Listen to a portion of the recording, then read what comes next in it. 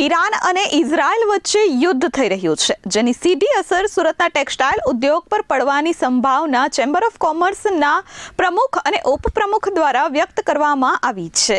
Iran અને Israel વચ્ચે યુદ્ધની પરિસ્થિતિની અસર હવે સુરત શહેરના ટેક્સટાઇલ ઉદ્યોગ પર થવાની ભીતિ સેવાઈ રહી છે.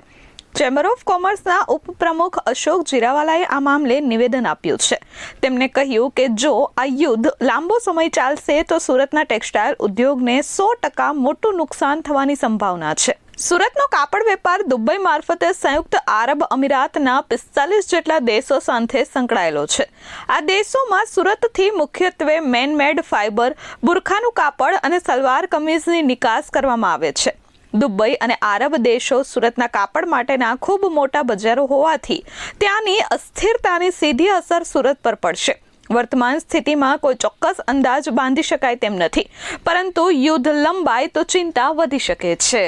યુદ્ધની પરિસ્થિતિ લઈને ટેક્સટાઇલ ઉદ્યોગને અત્યારે અમે કોઈ અંદાજ માંડી શકતા નથી, પણ જો આ યુદ્ધ લાંબુ ચાલશે તો 100% ટેક્સટાઇલ ઉદ્યોગને મોટું નુકસાન થવાનું છે. કારણ કે વાયા દુબઈ આપણે બધો જ વેપાર આરબ અમીરાતમાં 45 દેશો સાથે કરી રહ્યા છીએ, તો એની સીધી અસર સુરત શહેરના ટેક્સટાઇલ ઉદ્યોગને થવાની છે. કારણ કે એમાં આપણે મેનમેડ ફાઈબર છે, બુરખાનું કાપડથી માંડીને સલવાર કમીઝ પણ આપણે અહીંયાથી મોકલી રહ્યા છીએ. તો હું માનું છું કે મોટું માર્કેટ જે આપણું છે એ દુબઈ પણ છે ને આરબ અમીરાત પણ છે. અને લઈને જો યુદ્ધ લાંબુ ચાલે તો બહુ મોટું નુકસાન થાય, અન્યથા એટલી બધી ચિંતાનો વિષય નથી.